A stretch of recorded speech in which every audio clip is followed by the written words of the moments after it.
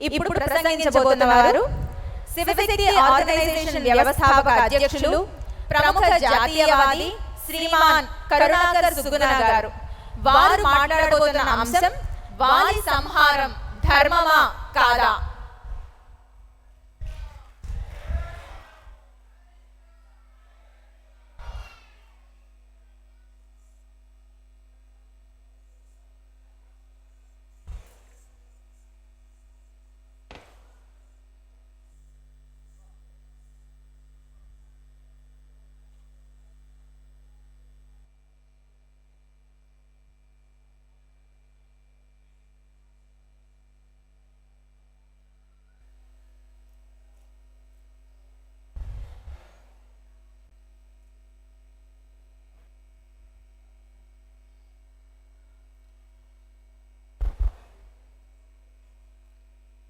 శ్రీరాఘవం దశరథాత్మజమప్రమేయం సీతాపతిం రఘుకులాన్వయరత్నదీపం ఆజానుబాహుం అరవిందదళాయతాక్షం రామం నిశాచర వినాశకరం నమామి.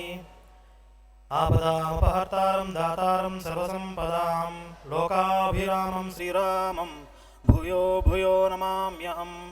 మనోజవం మారుతతుల్యవేగం జితేంద్రియం బుద్ధిమతాం వరిష్టం వాతాత్మజం వానరయోధముఖ్యం శ్రీరామదూతం శిరసా నమామి.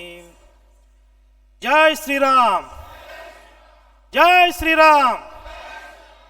కొంచెంసేపు నిద్రమోతున్నాను, బయటికి రండి. ఇందులో మా వర్గం వాళ్ళు ఎంతమంది ఉన్నారు అనేది ముందుగా నాకు తెలియాలి. మా వర్గం అంటే ఏమనుకుంటున్నారు?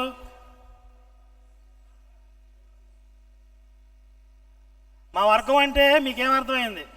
మమ్మల్ని ఒక పేరుతో పిలుస్తారు, హిందూ తీవ్రవాదులు, హిందూ మతోన్మాదులు అని చెప్పి. మీరు హిందూ విశ్వాసులా, హిందూ భక్తులా, హిందూ తీవ్రవాదులా, ఏ వర్గంలో ఉన్నారు అంటే ఏ వర్గం వాళ్ళు తెలిస్తే దాన్ని బట్టి నేను ఎలా మాట్లాడాలో నాకు కొంచెం అర్థమైద్ది. సరే, ఒక విషయం చెప్తా, దానికి మీరు ఎలా రెస్పాండ్ అవుతారో చూస్తే నాకు ఆ విషయం మీద అవగాహన వస్తుంది. మా కార్యకర్త ఒక ఆయన ఫోన్ చేశాడు. ఫోన్ చేసి మన వాళ్ళని ఒక కుర్రోడిని అరెస్ట్ చేశారు అని చెప్పాడు పోలీసులు. ఎందుకు అరెస్ట్ చేశారు అంటే,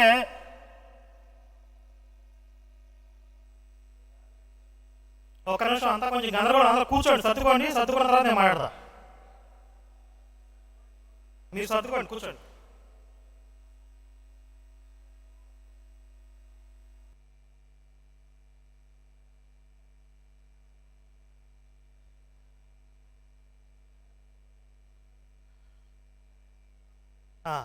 అయితే ఎందుకు అరెస్ట్ చేశారంటే జై శ్రీరామ్ అని రాశాడు అని చెప్పారు.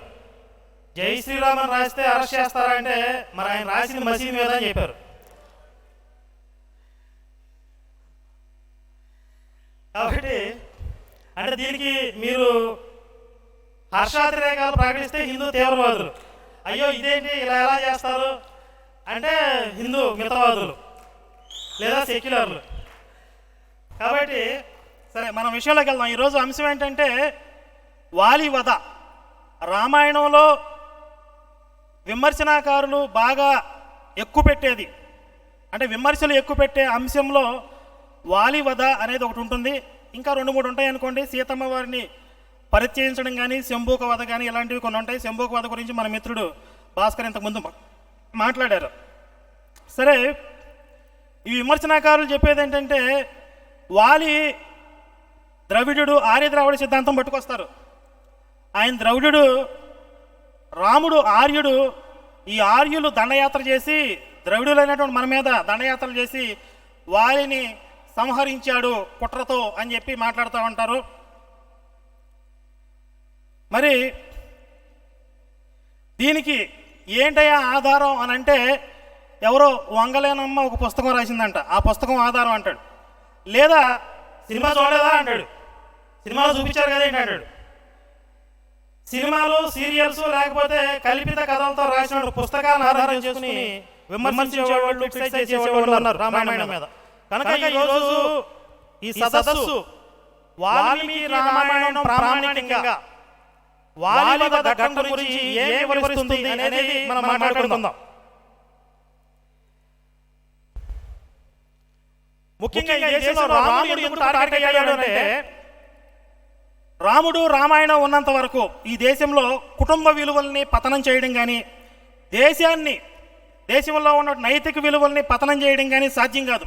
అందుకని ఎవరైతే ఈ దేశాన్ని విచ్ఛిన్నం చేయాలనే శక్తులు ఎవరైతే ఉన్నారో వాళ్ళు మొట్టమొదటిగా టార్గెట్ చేసేది రాముడు. కనుక రాముడు రామాయణం అంతగా టార్గెట్ అవుతూ ఉంటారు. మరి ఈ వాల్మీకి రామాయణంలో ఉన్నటువంటి వాలివధ ఘట్టాన్ని మనం ఆ కాంట్రవర్షియల్ సబ్జెక్టులోకి వెళ్ళబోయే ముందు క్లుప్తంగా దానికి ముందు ఉన్నటువంటి సమాచారాన్ని ఒక 2-3 లైన్స్ చెప్తాను. వాలి ఒక కారణం చేత సుగ్రీవుడిని తరిమేస్తాడు. ఈ సుగ్రీవుడు వనాల్లో ఒక అరణ్య ప్రాంతంలో తలదాచుకుంటాడు. అక్కడ రాముడు పరిచయం అయ్యి ఆయనతో స్నేహం ఏర్పడుతుంది. ఆ రాముడితో సుగ్రీవుడు చెప్తాడు వాలితో తనకు ఉన్నటువంటి వైరాన్ని, ఏ కారణంగా వైరం వచ్చింది అనేది వివరిస్తాడు. తర్వాత ఒకరికొకరు సహాయం చేసుకోవాలి అని ఒక ఒప్పందం చేసుకుంటారు. ఆ స్నేహం అనేది హనుమంతుడు సాక్షిగా ఏర్పడుతుంది. మరి రాముడు నేను నీకు సహాయం చేస్తాను, వాలిని సంహరించి రాజ్యాన్ని అప్పగిస్తానన్న తర్వాత సుగ్రీవుడు వాలి మీద యుద్ధానికి వెళ్తాడు. ఒకసారి యుద్ధానికి వెళ్ళిన తర్వాత వాలి చేతిలో ఘోరంగా దెబ్బలు తిని పారిపోతాడు. ఏమయ్యా నిన్ను నమ్ముకుని కదా నేను యుద్ధానికి వెళ్ళింది, మరి ఎందుకు నన్ను రక్షించలేదు, వాలిని చంపుతున్నావు కదా, చంపలేదు ఏంటి అంటే మీరిద్దరూ ఒకే రూపంతో ఒకే పోలికతో ఉన్నారు, ఎవరో కూడా అర్థం కాలేదు. ఒకవేళ పొరపాటు నేను బాణం వేస్తే అది నీకు తగ్గితే నువ్వే వాలి అనుకుని నీ మీద ప్రయోగం చేస్తే నాకు శాశ్వతంగా అపఖ్యాతి వస్తుంది, తిరిగి రానటువంటి నష్టం కలుగుతుంది. కాబట్టి నేను అంత సాహసం చేయలేదు. ఈసారి కనుక నువ్వు ఒక పుష్పమాల మెడలో ధరించి వెళ్ళినట్టయితే ఖచ్చితంగా ఈసారి వాలిని సంహరిస్తాను అని చెప్తాడు. సరే అని చెప్పి అతను పుష్పమాల ధరించి మళ్ళీ రెండోసారి వెళ్ళి యుద్ధానికి ఆహ్వానిస్తాడు వాలిని. రెండవసారి ప్రయత్నంలో రాముడు వాలిని సంహరించడం జరుగుతుంది. అయితే ఆ సంహరించడం అనేది చాటున ఉండి సుగ్రీవుడు వాలి యుద్ధం చేసుకుంటూ ఉండగా రాముడు చాటు నుండి బాణ ప్రయోగం చేస్తాడు. ఇది టార్గెట్ అయింది. ఇలా చాటు నుండి బాణ ప్రయోగం చేయడం అంటే రాముడికి చేతగాక చేవలేక వాలిని చాటు నుండి చంపాడు. లేదంటే వాలి మహాబలవంతుడు, వాలి ముందు రాముడి యొక్క బలం ఎందుకు పనికిరాదు, రాముడి బాణం కూడా అర్థమైపోతుంది, ఈ విధంగా క్రిటిసైజ్ చేసేవాళ్ళు చేస్తా ఉన్నారు. అసలు రాముడి బలం ఎంత, వాలి బలం ఎంత, ఇందులో ఎంతవరకు నిజం ఉంది అనేది ఈరోజు మనం చూద్దాం. అయితే మొట్టమొదటి సందేహం ఎవరికి వచ్చిందంటే సుగ్రీవుడికి వచ్చింది. అసలు వాలి ముందు రాముడు నిలవగలడా, రాముడు వాలిని చంపగలడా అని చెప్పి ఆయనకి సందేహం కలిగింది. ఎందుకంటే ఆయన ప్రాణాలు రిస్కులో పెట్టి వెళ్తాడు, ఈయన నమ్మి వెళ్తున్నాడు కదా, ముందు నమ్మకం ఆయనకి రావాలి. అందుకని ఆయన ఏం చేశాడు, 2 టెస్టులు పెట్టాడు. First face to face interview చేశాడు, అసలు వాలి గురించి తెలుసా అని చెప్పి వివరాలు చెప్పాడు. తర్వాత ప్రాక్టికల్స్లో 2 టెస్టులు పెట్టాడు. అదేంటి అంటే పూర్వం వాలి దుందుబి అనే ఒక రాక్షసుని సంహరించి వాడి యొక్క శరీరాన్ని 1 యోజనం దూరం విసిరివేశాడు. నువ్వు కనుక నీ కాలుతో ఈ అస్థిపంజరాన్ని ఎత్తి, అంటే అప్పటికి అస్థిపంజరం అయిపోయింది ఆ దుందుబి శరీరం, దీనిని కనుక నువ్వు 400 ధనస్సుల దూరం విసరగలిగినట్లయితే నువ్వు వాలిని సంహరించగలవు అనే నమ్మకం నాకు ఏర్పడుతుంది అని సుగ్రీవుడు అన్నప్పుడు రాఘవో దుందుబే కాయం పాదాంగుష్టేన లీలయా, చాలా అవలేలగా రాముడు దుందుబి యొక్క శరీరాన్ని ఇసిరి అవతల పారేశాడు. ఎంత దూరం అంట, 10 యోజనం 10 యోజనాల దూరం విసిరివేశాడు. అయితే మరి ఇప్పటికి కూడా సుగ్రీవుడి యొక్క కన్ఫ్యూజన్ పోలా. ఎందుకంటే ఆ రోజు వాలి విసిరివేసినప్పుడు దుందుబి యొక్క శరీరం రక్తమాంసాలతో పచ్చిగా ఉంది. అలాగే వాలి యుద్ధం చేసి బాగా అలిసిపోయి ఉన్నాడు, మద్యం మత్తులో ఉన్నాడు, పూర్తి శక్తితో లేడు. అలా అలిసిపోయి ఉన్నటువంటి వాలి బాగా రక్తమాంసాలతో నిండి ఉన్నటువంటి దుందుబి శరీరాన్ని అంత దూరం విసిరాడు. కానీ ఇప్పుడు నువ్వు ఉత్సాహంగా ఉన్నావు, మరి దుందుబి శరీరం ఏమో ఎండిపోయి ఉంది, కాబట్టి మీ ఇద్దరిలో ఎవరు బలవంతులో నేను నిర్ధారించలేకపోతున్నాను అని ఇంకొక టెస్ట్ పెడతాడు. ఒక 7 సాలవృక్షాలు ఉంటాయి. ఈ సాలవృక్షాల్లో వాలి ఏం చేస్తాడంటే అవి పెద్ద మహావృక్షాలు అయితే వాటిని పట్టుకుని ఊపుతూ ఉంటాడు, ఊపి ఆకులన్నీ రాలిపోయేలాగా చేస్తూ ఉంటాడు. అంత బలవంతుడు వాలి. నీ బాణంతో గనక ఒక్కసారి ఒకే ఒక బాణంతో ఈ 7 చెట్లలో ఒక బాణాన్ని గనక నువ్వు ఖండించగలిగితే నువ్వు వాలిని సంహరించగలవు అనే నమ్మకం నాకు కలుగుతుంది అని చెప్పి సుగ్రీవుడు అడుగుతాడు. అప్పుడు రాముడు సంధించినటువంటి బాణం అందులో ఉన్నటువంటి ఒక వృక్షాన్ని మాత్రమే కాదు, మొత్తం 7 సాల వృక్షాలని కూడా నేలకొల్చి ఒక పర్వతాన్ని బద్దలగొట్టి భూమిలో కూడా పాతాళలోకానికి వెళ్ళి మళ్ళీ తిరిగి వచ్చి రాముడి యొక్క అంబుల పొదిలో చేరుతుంది. అది చూసినటువంటి సుగ్రీవుడికి అప్పుడు నమ్మకం కలుగుతుంది.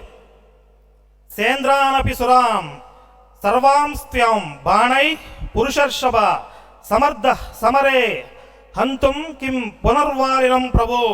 ఇప్పుడు నాకు నమ్మకం కలిగింది, నువ్వు సమరంలో దేవేంద్రుణ్ణి దేవతలందరినీ కూడా సంహరించగలిగినటువంటి సమర్థుడివి అని అంటాడు. ఇది విన్న తర్వాత పాపం ఇంద్రుడికి భయం వేసి ఉంటుంది, నన్ను ఇన్వాల్వ్ చేయకండి సుగ్రీవుడి గారు అని అనుకుని ఉంటాడు. ఆయనకి సంబంధం లేదు కదా, ఈయన వాలిని సంహరించగలడా లేదా టెస్ట్ పెట్టి దేవేంద్రుడి మీదకి తిప్పాడు. సరే, ఆ తర్వాత ఇంతకుముందు మనం చెప్పుకున్నట్లుగా వాలి సంహారం జరిగింది. అయితే ఇక్కడ వాలి కొన ఊపిరితో ఉన్నప్పుడు ఎందుకు ఆయన ప్రాణం పూర్తిగా పోలేదు అంటే, దేవేంద్రుడు ఇచ్చినటువంటి ఒక బంగారు మాల మెడలో ఉంటుంది. ఆ మాల ఉన్నంత వరకు ఆయన తేజస్సు పోలేదు. కొన ఊపిరితో ఉండి రాముణ్ణి కొన్ని ప్రశ్నలు అడిగాడు. ఈరోజు ఎవరైతే మరి రాముణ్ణి రకరకాలుగా విమర్శలు చేస్తున్నారో వాళ్ళకంటే కూడా చాలా లోతుగా, వాళ్ళకంటే కూడా చాలా ఘాటుగా, ఏమయ్యా నువ్వు ధర్మాత్ముడువా, నువ్వు రాజువా, నువ్వు క్షత్రియుడువా, ఇలా రకరకాలుగా ఆ రోజు వాలి శ్రీరాముడు వారిని ప్రశ్నించడం జరిగింది. అందులో ప్రధానంగా 3 భాగాలు ఉంటాయి. వాటికి సమాధానం రాముడు చెప్పగలిగాడా లేదా, వాటికి రాముడు సమాధానం చెప్పగలిగితే మరి అక్కడ విషయం స్పష్టత వచ్చినట్లే. చెప్పలేకపోతే అక్కడే మనం రాముడి దగ్గర తప్పు ఉంది అని భావించవచ్చు. కాబట్టి అసలు ఆ 3 భాగాలు ఏ విధంగా ఉన్నాయి అనేది చూద్దాం. మొట్టమొదటిగా వాళ్ళు ఏమంటాడంటే, నేను అడవుల్లో పళ్ళు దుంపలు తింటూ ఉండేవాడిని, తిని జీవనం సాగించేవాడిని, మరి నా రాజ్యం మీద నీకు ఆశ ఏంటి, నువ్వు పట్టణాల్లో ఉంటావు కదా, ఈ వనాల మీద నా రాజ్యం మీద నీకు ఆశ ఏంటి అని అడుగుతాడు. తర్వాత నేను ఏం పాపం చేశానని చంపావు అని అడుగుతాడు. మూడోది, సరే చంపావు, చాటు నుండి అంటే ఒక వీరుడుగా కాకుండా ఎదురుగా కాకుండా చాటు నుండి ఎందుకు చంపావు, ఒకవేళ నువ్వు ఎదురుగా వచ్చినట్లయితే ఈ రోజు నువ్వు యమపురికి పోయి ఉండేవాడి అని చెప్పాడు. మొత్తం 3 భాగాలు. అయితే ఇందులో మొదటి ప్రశ్నకి ఒకసారి సమాధానం చూద్దాం. అంటే ఇంకా చాలా ప్రశ్నలు ఉన్నాయి, నేను 3 భాగాలుగా తీసుకున్నాను. నేను అడవుల్లో దుంపలు పళ్ళు తిని జీవనం సాగించాడు, నా రాజ్యానికి నువ్వు ఎందుకు ఆశపడ్డావు అని అడిగాడు కదా. అప్పుడు రాముడు వాలిని సంహరించిన తర్వాత ఎవరిని రాజుగా చేశాడు, లక్ష్మణుడిని ఏమైనా రాజుగా చేశాడా, లేదా తనకి పట్టాభిషేకం చేయించుకున్నాడా, లేదు కదా, సుగ్రీవుడికి పట్టాభిషేకం చేశాడు తప్ప ఆ రాజ్యాన్ని తాను ఆశించలేదు.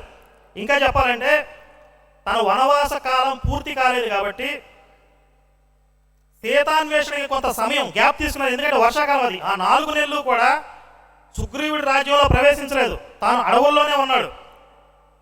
ఎందుకంటే తన ప్రతిజ్ఞ భంగం అవుతుంది కాబట్టి. ఇప్పుడు నేను వచ్చి నీ రాజ్యంలో కొంతకాలం సెలవుతున్నాయా అని రాముడు అంటే సుగ్రీవుడు కాదంటాడా. సకల విధమైనటువంటి రాజ్యభోగాలు కూడా సుగ్రీవుడు ఏర్పాటు చేస్తాడు, కానీ అవి కోరుకోలేదు. కాబట్టి రాముడికి వాలి రాజ్యం మీద ఎలాంటి ఆశ కూడా లేదు అనేది మనకి స్పష్టంగా అర్థమవుతుంది. తర్వాత ఇంకొక విషయం కూడా చెప్తాడు. పర్వతాలు, వనాలు, మహారణ్యాలతో కూడినటువంటి ఈ భూమి అంతా కూడా ఇక్ష్వాకు వంశీయులకు చెందినది. ఇది చాలా కీలకమైనది. మొత్తం భారతదేశమే కాదు, మొత్తం భూమండలం అంతా కూడా ఎవరికి సంబంధించింది, ఎవరికి చెందినది, ఇక్ష్వాకు వంశీయులకు చెందినది. మరి ఇక్ష్వాకు వంశీయులు ఈ భూమిని పరిపాలిస్తున్నప్పుడు మృగ పక్షి మనుష్యాణం నిగ్రహానుగ్రహేష్వపి, మృగాలని, పశువులని, మనుష్యులని ఎవరి మీద ఆగ్రహించాలి, ఎవరిని అనుగ్రహించాలి అనే విషయంలో పూర్తిగా వాళ్ళకే అధికారం ఉంటుంది. కాబట్టి నిన్ను సంహరించడం జరిగింది అని చెప్పాడు. అలాగే నేనేం పాపం చేశానని చెప్పి చంపావు అని అడిగాడు కదా, దానికి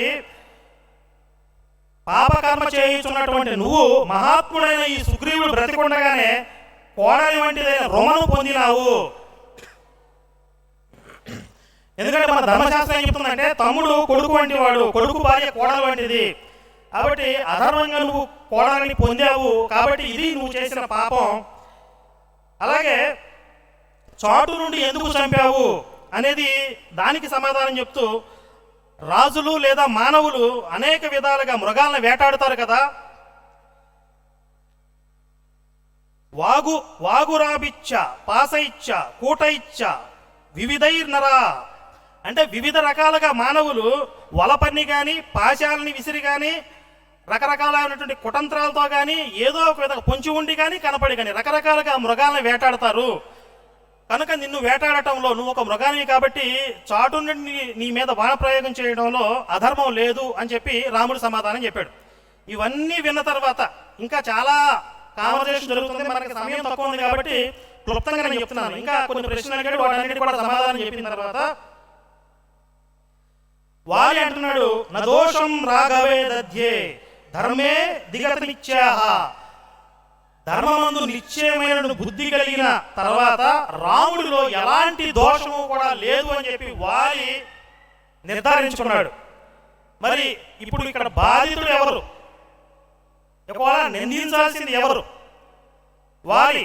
కానీ వాలే నిర్ధారణ చేశాడు, తీర్పునిచ్చాడు. ఇప్పుడు సుప్రీంకోర్టు జడ్జిలాగా పెద్ద తీర్పు మాట్లాడేటటువంటి వాళ్ళు వాలే ఒప్పుకున్న తర్వాత ఇంకా వీళ్ళకేంటి నొప్పి. అలాగే రాముడు చెప్పిన సమాధానాలన్నీ కూడా తర్కబద్ధంగా చాలా లాజికల్గా కూడా ఉన్నాయి. మరి ఇదే వాలి ఘట్టంలో కొన్ని విశేషాలు కూడా ఉన్నాయి. అవేంటి అని అంటే ఒక 2-3 విషయాలు మనం మాట్లాడుకుందాం. వాలి ప్రశ్నలు అడిగేటప్పుడు నేను మద్యమత్తులో ఉన్నటువంటి మానవుణ్ణి ఒక సర్పం కాటేసినట్లుగా నువ్వు నన్ను చంపావు అని అంటాడు. దీంట్లోనే సమాధానం ఉంది. అదేంటి? మద్యమత్తులో ఉండటము, నిద్రించడము. మద్యమత్తులో ఉండి నిద్రించడం, ఈ రెండు కూడా అవలక్షణాలు, అంటే అకాల నిద్ర అనేవి. ఈ అవలక్షణాలతో వాలి విషయ వాంఛలకి లోలుడైపోయినప్పుడు, కామభోగాలకి లోలుడైపోయినప్పుడు ఇంద్రియాలే సర్పంగా మారి అతన్ని కాటేస్తాయి. ఇది తన నోటి వెంట తనే చెప్పుకున్నాడు. ఈ ఒక్క విషయాన్ని కూడా మనం గమనించాల్సిన అవసరం ఉంది. ఇందులో ఇంకొక ముఖ్యమైన విషయం ఏంటంటే తార సామర్థ్యం. వాలి భార్య తారని చాలా ఉన్నతంగా చిత్రీకరించడం, లేదా ఆ పాత్రని ఎంత గొప్పగా చూపించారంటే, అక్కడ చూపించడం కాదు, నిజంగా జరిగిందే, ఇతిహాసమే కాబట్టి. ఎందుకంటే మన సంస్కృతిలో స్త్రీని తక్కువ చేశారని చెప్పి, వాళ్ళని వంటింటికే పరిమితం చేశారని చెప్పి రకరకాలుగా మాట్లాడుతూ ఉంటారు. కానీ తార అక్కడ ధర్మశాస్త్రాలు తెలిసినటువంటి వ్యక్తిగా వాళ్ళకి ఎన్నో రకాల ఉపదేశం చేస్తుంది. రెండవసారి సుగ్రీవుడిపై యుద్ధానికి వెళ్తున్నప్పుడు కూడా నివారించడానికి చూస్తుంది. సుగ్రీవుడు ఒక బలమైన సహాయం ఏదో తెచ్చుకున్నాడు, లేకపోతే రెండవసారి నీ మీదకి యుద్ధానికి రాడు అని చెప్పి ఒక లాజిక్ కూడా చెప్తుంది. ఇలా ఎన్నో రకాలుగా వాలి రక్షణ ప్రయత్నం చేసినా కూడా వాలి ఆ మాట వినలేదు. తర్వాత సుగ్రీవుడికి కూడా రాజనీతి బోధించింది, ఎలా రాజ్య పరిపాలన చేయాలో కూడా సుగ్రీవుడికి బోధించిందని చెప్పి తార ఆ క్యారెక్టర్ మనం చూడవచ్చు. అంటే స్త్రీలు ఎంత ఉన్నతంగా మన ఇతిహాసాల్లో వారు లిఖించబడ్డారు అనే విషయాన్ని మనం గమనించాలి. ఇంకొకటి, అసలు రామాయణం అంటేనే సీతమ్మ వారి ఆత్మగౌరవానికి భంగానికి ఏర్పడినటువంటి భంగానికి ప్రతీకారం చేయటం. ఇప్పుడు ఈ రోజుల్లో ఒక స్త్రీ మీద అత్యాచారమో ఏదైనా అవమానమో జరిగితే పవిత్రులు ఇస్తూ ఉంటారు కదా. మరి ఆ రోజు హనుమంతుడు ఏం చేశాడు? మొత్తం లంకనే వెలిగించాడు. సీతమ్మ వారికి జరిగినటువంటి అవమానానికి ప్రతిగా హనుమంతుడు వారు ఏకంగా లంకనే వెలిగించారు. ఇది రామాయణం ద్వారా వచ్చే సందేశం. ఇలా ఒక తార కానీ సీతమ్మ వారు కానీ ఇంకా చాలా మంది స్త్రీమూర్తులు ఉన్నారు రామాయణంలో. అలాగే వాలి రాముడికి మధ్య జరిగిన సంవాదంలో రాముడు ఒక విషయం చెప్తాడు. తస్య ధర్మాకృత దేశవయ మన్యచా పార్థివా చరామో వసుదాం కృత్స్నాం ధర్మ సంతానమిచ్చవాహ. అంటే ధర్మ సంరక్షణ నిమిత్తం అతడు, అంటే భరతుడు, మేము భరతుడి యొక్క ఆజ్ఞను పరిపాలిస్తూ మొత్తం పర్యటన చేస్తున్నాం. దేశంలో ఎక్కడెక్కడైతే అధర్మం జరుగుతుందో ఆ అధర్మాన్ని నిగ్రహించడానికి మేము సంచరిస్తూ ఉంటాము అని చెప్తాడు. ఇక్కడ ధర్మ సంరక్షణ అనేటువంటి ఒక పదాన్ని కూడా వినియోగించడం జరిగింది. అయితే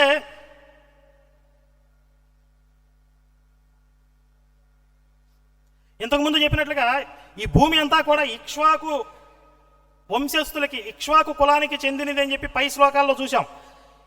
ఇప్పుడు రాముడు ఏ విధంగా అయితే ధర్మ సంరక్షణ కొరకు సంచారం చేస్తూ అధర్మాత్ములకి శిక్ష విధించాడో, భరతుడి యొక్క ఆజ్ఞని పరిపాలిస్తూ, అంటే భరతుడు రాజుగా ఉన్నాడు కాబట్టి, అలాగే రాముడి యొక్క ఆజ్ఞను పరిపాలిస్తూ మనం అందరం కూడా రాముడికి వారసులం, అవునా కదా? అవునా కాదా? రాముడికి వారసులమా కాదా? మరి రాముడి యొక్క ఆజ్ఞను పరిపాలిస్తూ ఆయన ఆజ్ఞను శిరస్సు మీద మోస్తూ ధర్మాన్ని సంరక్షణ చేయాల్సిన అవసరం ఉందా లేదా? ఉంది. కాబట్టి ఆ ప్రేరణ కలిగిన వాళ్ళు, ఆ ఆజ్ఞని శిరస్సు మీద భుజం మీద ధరించేవాళ్ళు ఈ రామనారాయణ క్షేత్రం ఇలాంటివి నిర్మిస్తారు. అలాగే ఈ రామాయణ శంఖారావం ఇలాంటి సదస్సులు నిర్వహిస్తారు. మాలాంటి వాళ్ళు సంస్థల రూపంలో, కార్యకర్తల రూపంలో ధర్మాన్ని రక్షించే ప్రయత్నం చేస్తారు. మేమందరం కూడా రాముడి యొక్క ఆజ్ఞను ధరించిన వాళ్ళం, రాముడి యొక్క ఆజ్ఞను శిరస్సు మీద పెట్టుకుని ధర్మ సంరక్షణ నిమిత్తం చరిస్తున్న వాళ్ళం. ఇందులో వాలి, మరి ఆ రోజు వాలి ఉన్నాడు, ఇప్పుడు లేడు కదా అంటే ఉన్నారు కదా. ఎవరున్నారో మీకు తెలుసు. మత మార్పిడి ముఠాలు కావచ్చు, లవ్ జిహాదులు కావచ్చు, ఈ దేశాన్ని నాశనం చేయాలనుకుంటున్న వ్యక్తులు ఎవరైతే ఉన్నారో వాళ్ళు ఆ రోజు వాలి ఏ విధంగా అధర్మం చేశాడో, మరదలని, కోడలు లాంటి మరదల్ని ఏ విధంగా ఆక్రమించాడో, అలాగే అన్యాయంగా ఈ దేశాన్ని ఆక్రమించాలి అనే ఒక దుర్బుద్ధి కలిగిన వాళ్ళే ఈ వాలికి ప్రతిబింబాలు. ఈరోజు మరి ఆ రాముడి యొక్క ఆజ్ఞను మనం శిరస ధరించి ఈ ధర్మ సంరక్షణలో ముందుకు సాగాల్సినటువంటి అవసరం ఉంది. అలాగే ఇందులో కూడా ఇంకొక ముఖ్యమైన విషయం చెప్పాడు రాముడు. వాలితో చెప్తూ, దండమును అనుభవించడం ద్వారా పాపి వాడు చేసినటువంటి పాపం నుండి విముక్తుడవుతాడు. ఒకవేళ రాజు సరిగా దండించకపోతే వాడు చేసినటువంటి పాపం రాజు మీదకి వస్తుందని చెప్తాడు. అంటే వాలిని దండించడం ద్వారా వాడు చేసిన పాపం పరిహారం అయిపోయింది, వాడు స్వర్గానికి పోయాడు. అదే వాడిని దండించకుండా వదిలిపెడితే వాలి పతనం అవుతాడు. వాలిని సరిగా దండించిన కారణంగా రాజు కూడా పతనం అవుతాడు. ఈ ధర్మ సూక్ష్మం కూడా చెప్తాడు. అంటే ఈ రోజుల్లో దైవానికి కానీ ధర్మానికి కానీ ఎవరైతే అపచారం చేస్తున్నారో, అపవిత్రం చేస్తున్నారో వాళ్ళని పట్టుకుని శిక్షించాల్సిన బాధ్యత ఎవరిది? రాజులది, అంటే ప్రభుత్వంది. ఇప్పుడు గత ప్రభుత్వంలో చూసాం, దేవాలయాల మీద దాడులు జరిగినాయి, దేవతామూర్తుల విగ్రహాలు విరగొట్టారు. ఒక మంత్రి గారు వచ్చి, ఇరిగితే ఇరిగింది, ఏమైంది, వచ్చింది, నువ్వు పతనం అవుతావు, దండించాల్సిన బాధ్యత నీ మీద ఉంది. కాబట్టి ఎవడైనా అపవిత్రం చేస్తే, దైవానికి కానీ ధర్మానికి కానీ ద్రోహం చేస్తే పట్టుకుని ఖచ్చితంగా శిక్షించాల్సిన బాధ్యత ప్రభుత్వాలది. ఈరోజు తిరుమల లడ్డూ విషయంలో కూడా అపవిత్రం జరిగిందని చెప్పి దీని మీద విపరీతంగా చర్చ జరుగుతుంది. మరి ఈరోజు ఎవరైతే బాధ్యతలో ఉన్నారో ఆ ప్రభుత్వం ఖచ్చితంగా దోషుల్ని పట్టుకుని శిక్షించాల్సిన అవసరం ఉంది. లేదంటే ఆ అపవిత్రత, ఆ పాపం అనేది ప్రభుత్వం మీదకి వస్తుంది. ఈ విషయాన్ని కూడా రాజు ఆ రోజు రాముడు కరాఖండిగా చెప్పాడు. అందుకే రాముడు నిత్య మార్గదర్శి. దేశంలో ఉన్నటువంటి సామాన్య మానవుడి దగ్గర నుండి ప్రభుత్వాన్ని పరిపాలించే రాజు వరకు ప్రతి ఒక్కడు కూడా రాముని ఆదర్శంగా తీసుకోవాల్సిన అవసరం ఉంది. ఈ విధంగా రామాయణం నుండి అనేక విషయాలు మనం నేర్చుకుని మానవ సమాజం అభివృద్ధి చెందగలదు. అందుకే కొన్ని వందల సంవత్సరాలు గతించినా కూడా ఈ దేశంలో కుటుంబ వ్యవస్థ బలంగా ఉందంటే ప్రధాన కారణం రామాయణ మహాభారతాలు. అలాగే ఇంకొక విషయం, చిన్న విషయం ఏంటంటే, ఈ మధ్యకాలంలో హిందువులు పెట్టే ప్రసాదాలు తినొచ్చా తినకూడదా అని వాళ్ళు మాట్లాడుతూ ఉంటారు. చిచి అవి తినకూడదు, అపవిత్రం, వాళ్ళు విగ్రహాలకు పెట్టారు, వ్యభిచారం, రాళ్ళు, దెయ్యాలని మాట్లాడుతూ ఉంటారు. అసలు మన ప్రసాదాల గురించి వాళ్ళు చర్చలు పెట్టడం ఏంటి? మన దేవాలయాల గురించి, మన దేవతామూర్తుల గురించి వాళ్ళు నోటుకు వచ్చినట్లుగా వాగటం ఏంటి? ఇది స్వేచ్ఛ? ఇది లౌకికవాదమా? ఇది సెక్యులరిజమా? అసలు జరగాల్సింది ఏంటి అంటే, మన ప్రసాదాలు వాళ్ళకి పెట్టొచ్చా పెట్టకూడదా? మనం వాళ్ళు పవిత్రులా అపవిత్రులా? వాళ్ళు అపవిత్రులు కాబట్టి వాళ్ళకి మనం ప్రసాదాలు పెట్టకూడదు.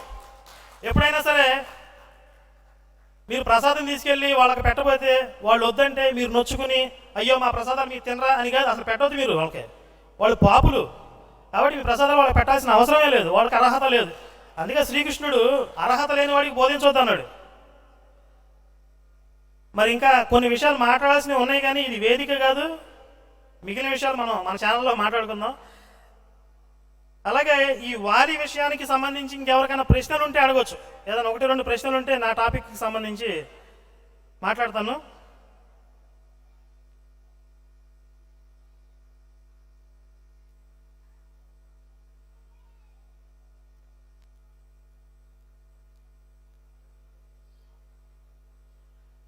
ఇంకొక విషయం కూడా ఇందులో, వాలి రాముడితో ఒక విషయం చెప్తాడు.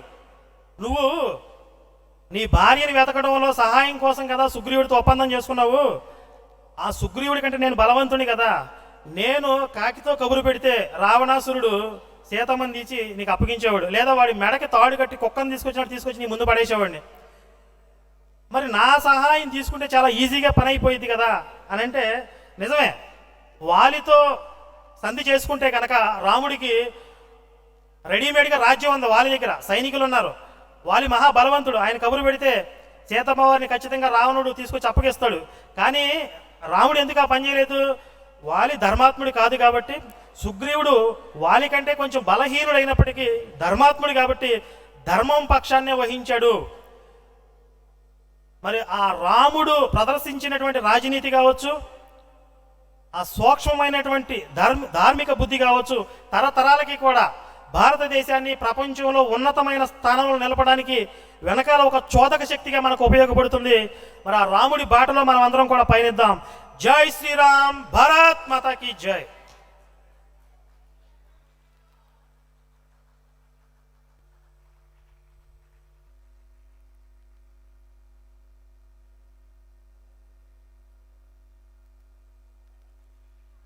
జై శ్రీరామ్. వాలి సంహారం ధర్మమే అని అద్భుతంగా వివరించిన శ్రీమాన్ కరుణాకర్ సుగుణ గారిని సత్కరించవలసిందిగా నారాయణ కుటుంబ సభ్యులందరినీ కోరుతున్నాం.